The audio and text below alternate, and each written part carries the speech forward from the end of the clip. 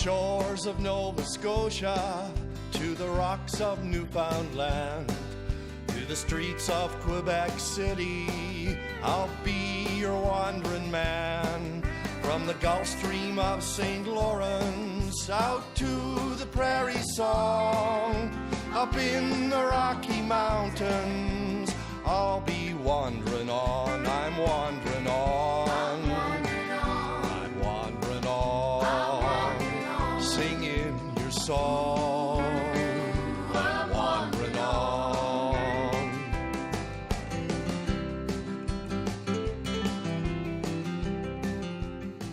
I'm wandering my way to Longview, Alberta. This is cattle country, as you can tell from my friends back here. I'm on my way to the historic Bayou Ranch to learn about the early ranching history of Alberta, and particularly the story of the Bayou and a black cowboy by the name of John Ware, who became a legend. Why don't you come along with me and let's see what happens.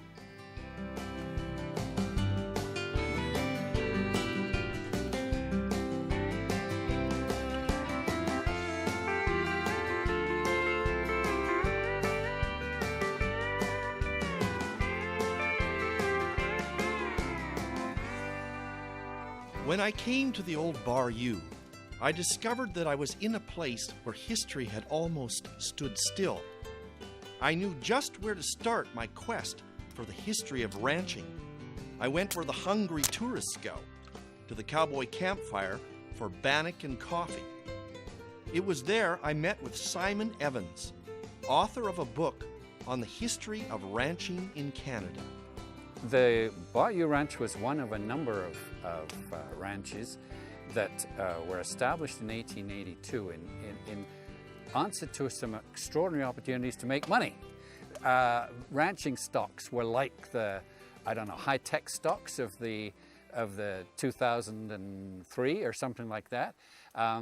In those days, in the 1880s, there was a series of bad plagues that wiped out the cattle in Britain, and just at the time when urbanization was taking place, standards of living were rising, and demand for meat was soaring. And the people who were in cattle business in the eastern counties of Quebec saw this trade and thought, we've got to get in on this.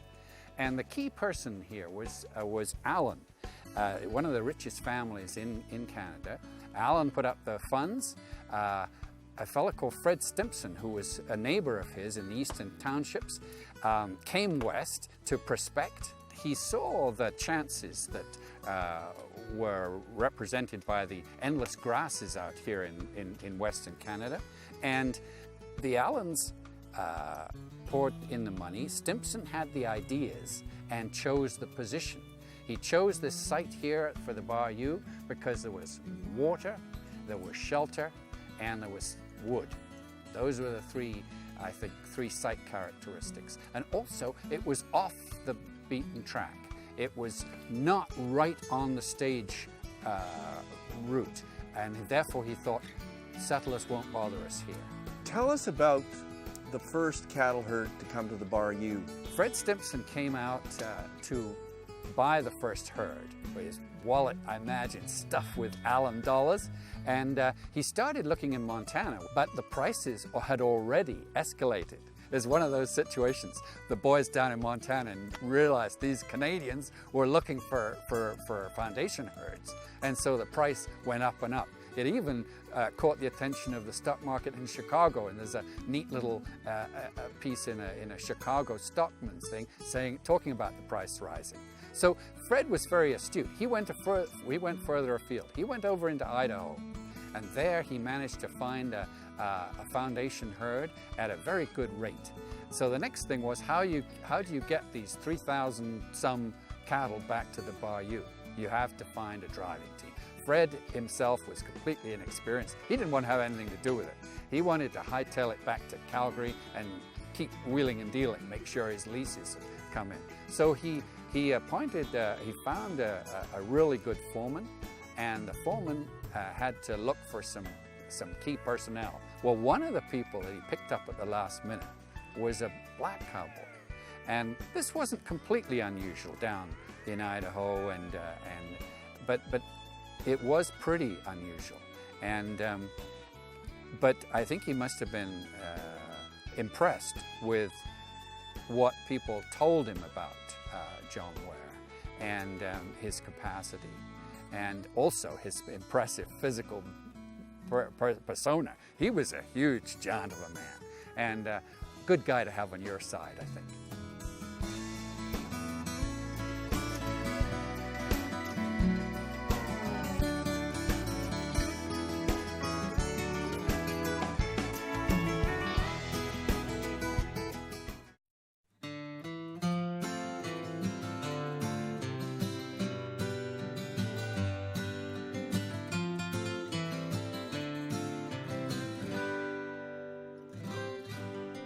To learn more about the famous Canadian cowboy John Ware, I met with Lewis Peterson, saddle maker and cowboy poet. But first, I decided to find out a little bit more about Lewis. Born and raised in Saskatchewan on a mixed farm and ranch, and we had cattle and horses, and moved to High River 15 years ago, and I missed it so much that I started volunteering out here at the Bar U. What was it like ranching in Abbey, Saskatchewan? It was too cold, too hot, too dry, too windy, but it raises wonderful people and strong people down there too. After Lewis's brief biography, I asked him to continue the story of how John Ware, an American cowboy, came to work for the Bar U. John Ware was a former slave who worked his way across the United States from Georgia to Texas to Montana and into Idaho. And when Lynch and Stimson came down to purchase the 3,000 head of cows, they really wanted Bill Moody, who was one of the top trail cowboys. And they said, well, would you come along on the trail drive? He said, well, I'll come along if you hire my friend John Ware. John Ware was hired to bring up the cattle reluctantly. He was big as I am, and they didn't like hiring big men because they're hard on horses and heavy, and they weigh down the horses. And he was black, by the way, and there was a prejudice against black people back in those days. So they gave John Ware the old dopiest horse they had, an old saddle with a rope for a stirrup, and they put him to work ride and drag. They didn't know that he'd been a top rider. And he went up next morning, he said, I'd like a little better saddle and a little worse horse. So they snaked out the worst horse they had there, put him on it, and he rode it to a standstill. From then on, he was treated as one of the top cowboys, and he got to ride swing and point as well as drag.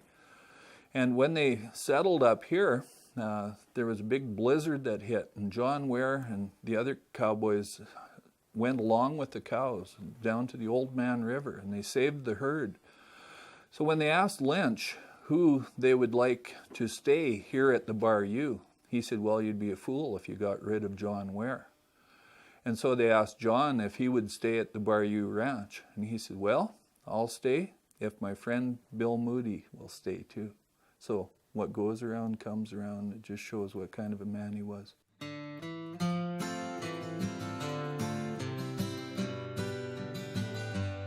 John Ware's immense strength and his remarkable horsemanship won him a reputation as a cowboy who drove himself as hard as his cattle and whom no horse could throw off.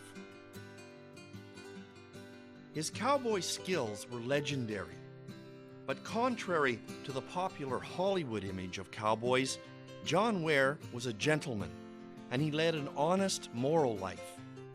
John and his wife had 6 children. The First Nations people were a bit afraid of John Ware because of his unbelievable strength, and they called him Matoxi Sex Epi Quinn, which means the bad black white man. But at the same time, they believed that John had a strong connection with the spirit world. John Ware died in 1905. It was a nonsense accident. His horse stumbled in a badger hole, and the horn of the saddle pierced him through, killing him instantly. John Ware died at the beginning of a new era. Just 12 days after his death, Alberta entered into confederation with the new nation of Canada. In the following 12 months, the face of his beloved prairie changed forever as 30,000 people came to live in the newly created province of Alberta. At this same time, the pioneering era of the Bayou came to an end.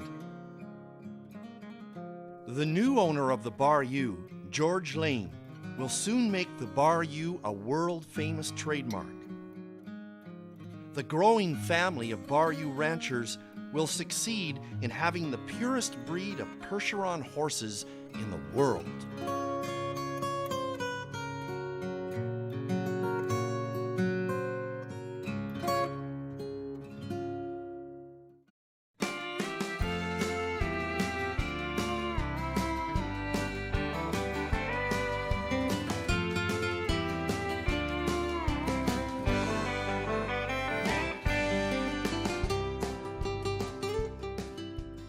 Don Wilson is a wagon driver at the Bayou. His days are busy throughout all 4 seasons. Don is a real cowboy. After a long day with his horses, he unbuckles them, feeds them, and takes them down to the river. After he had finished watering his horses, Don was ready to talk, and my first question was, how long had he been in the cowboy business? Well, I've been a guide outfitter just about all of my life. And winter times here, I work on the feedlot for D&D Patterson, feeding cows. Work here in the summer with these guys. You said you speak fluent cowboy. What does that mean? Cowboy is a way of life. You just live it. You know? Tell us about these horses and the Bayou. Well, that's my favorite subject now, the Percheron horses. This ranch was world famous. It was the largest Percheron breeding operation in the entire world. And the second owner of this ranch, George Lane, he was the man responsible for making this the most influential Percheron breeding operation. In 1902, George Lane brought a herd of Percheron horses up from Montana. He paid $35 a head, 45 horses. He had 2 stallions and the rest were broodmares. That's what started the Percheron herd here on the ranch. But he wanted to improve that herd, so in 1905, he took a shipload of cattle over to England. He unloaded them cows in England and went over to France and loaded up with French horses. He brought back 60 to 70 purebred Percheron horses that he paid between $300 and $500 a head for.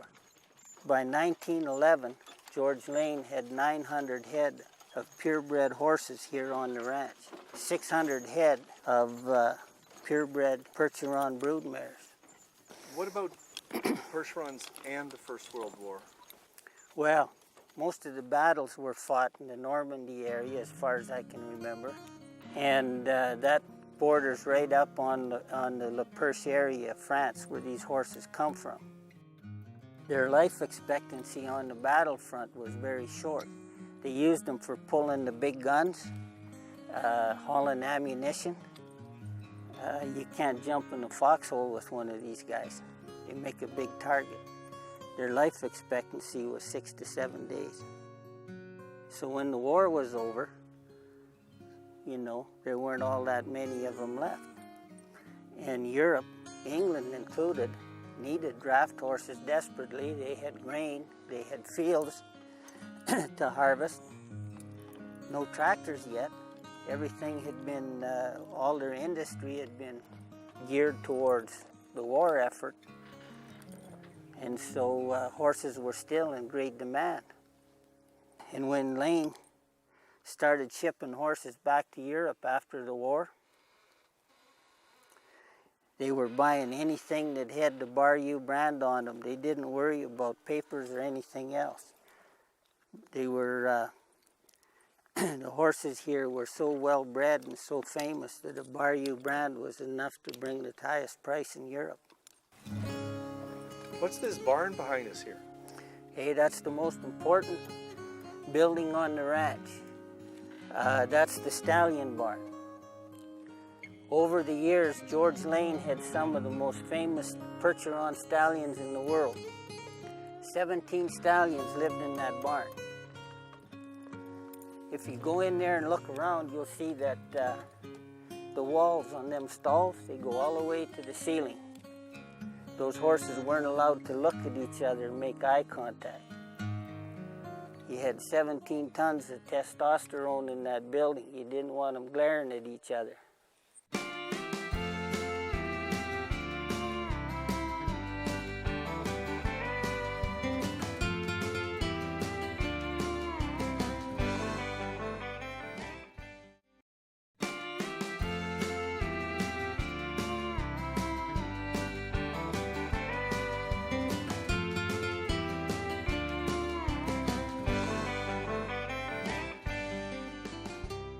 In completing my quest of the Bar U history, the one thing I felt I still needed to do was to talk with a real modern-day cowboy.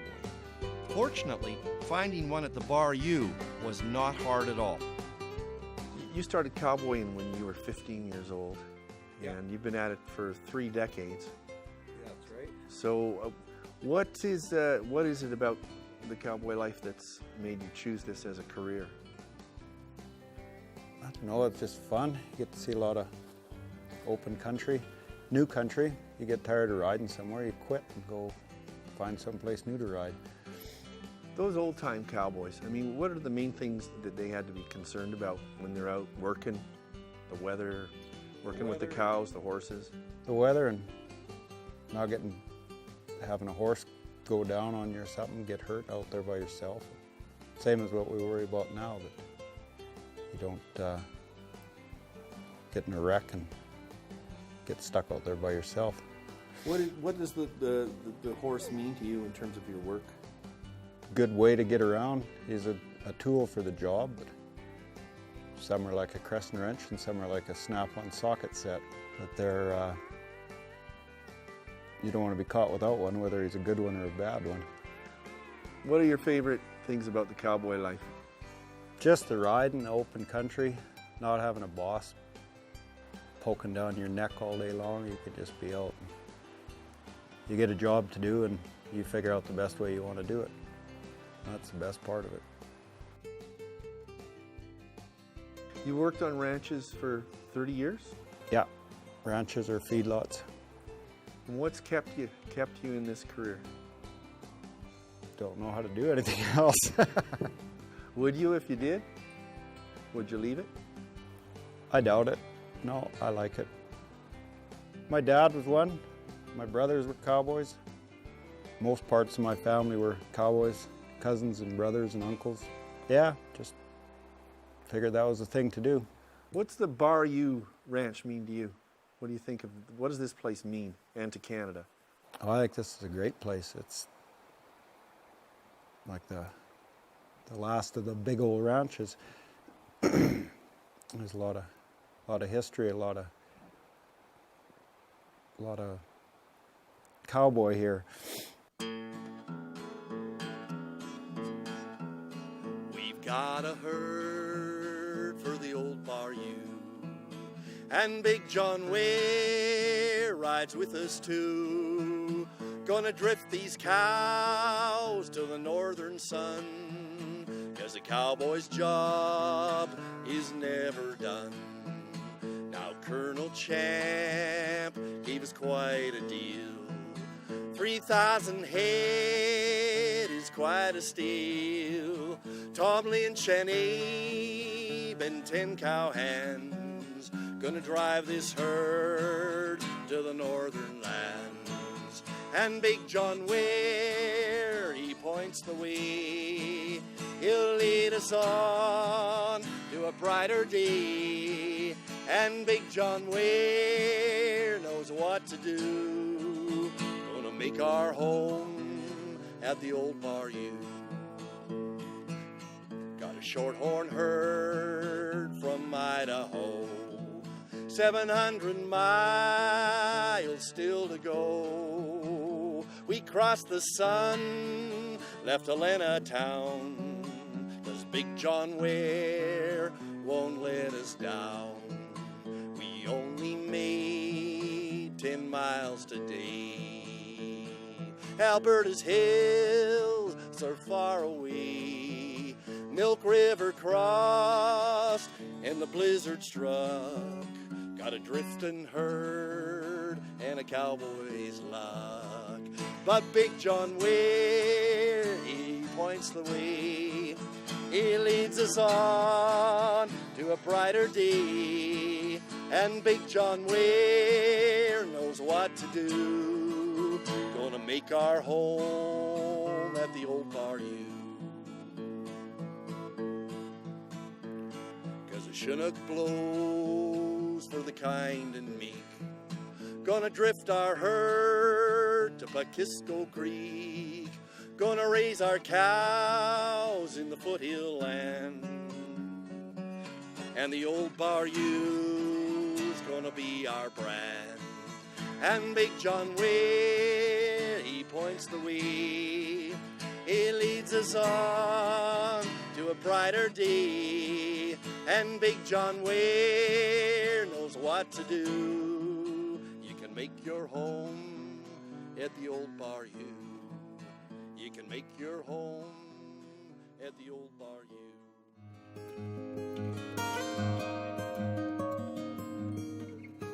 Before leaving the Bayou, there was one place I still had to visit. It was the blacksmith shop. While watching him forge a horseshoe, I thought about how inspiring it is that Canada keeps its traditions and history alive at places just like this. As I was listening to the blacksmith hammering away, I heard a new song in the wind, and I knew it was time to wander on.